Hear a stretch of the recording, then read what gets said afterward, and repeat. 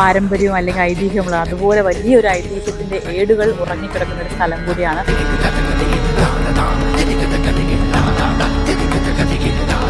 ശരിക്കും ഇവിടെ നിൽക്കുമ്പോൾ ഒരു ഭഗവാന്റെ കാൽപാദമാണെന്നുള്ള അത്രയും ദൈവികത്തോടു കൂടി തന്നെയാണ് ഞങ്ങളും ഇവിടെ നിൽക്കുന്നത്. നൂറ്റാണ്ടായിട്ട് കിടക്കുന്ന പാറ, നൂറ്റാണ്ടുകൾ പഴക്കമുള്ള ഒരു കല്ല് കാണിക്കാനാണ് ഞാനിവിടെ നിൽക്കുന്നത്.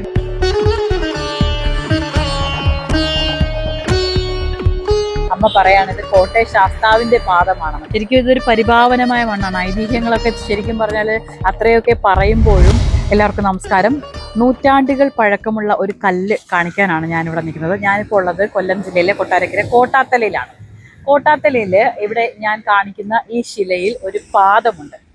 ഈ പാദം ഭഗവാന്റേതാണ്, അതായത് ശാസ്താവിന്റെ പാദമാണ്. ശാസ്താവിന്റെ പാദം കോട്ടയം ശാസ്താവ് അല്ലേ? ഓക്കെ. അപ്പൊ നമ്മുടെ ഈ പാരമ്പര്യങ്ങളൊക്കെ അറിയാവുന്ന അമ്മയാണ് ഈ സംസാരിക്കാൻ പോകുന്നത്.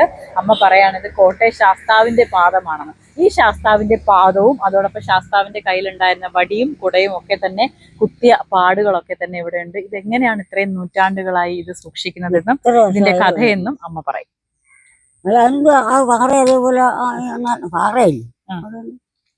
ആ പാറയിൽ അങ്ങനെ സൂക്ഷിക്കുകയാണ് അല്ലേ? അപ്പൊ ഈ സ്ഥലമൊക്കെ എപ്പോഴും പുല്ലൊക്കെ കളഞ്ഞ് വൃത്തിയാക്കി എപ്പോഴും സൂക്ഷിക്കും അല്ലേ?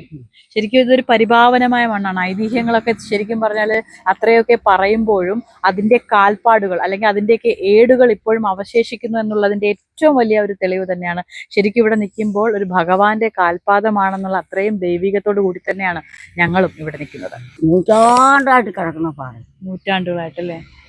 ഓക്കെ. അപ്പൊ അമ്മയുടെ, അതായത് അമ്മമ്മയുടെ ഒത്തിരി ആൾക്കാർ മുമ്പേ ഉണ്ട് അല്ലേ? അമ്മ ഓർമ്മ വെച്ച കാലത്തൊട്ട് ഇത് കാണുന്നുണ്ട്. ഓക്കെ. അമ്മയ്ക്ക് ഇപ്പൊ തന്നെ 85 വയസ്സുണ്ട്.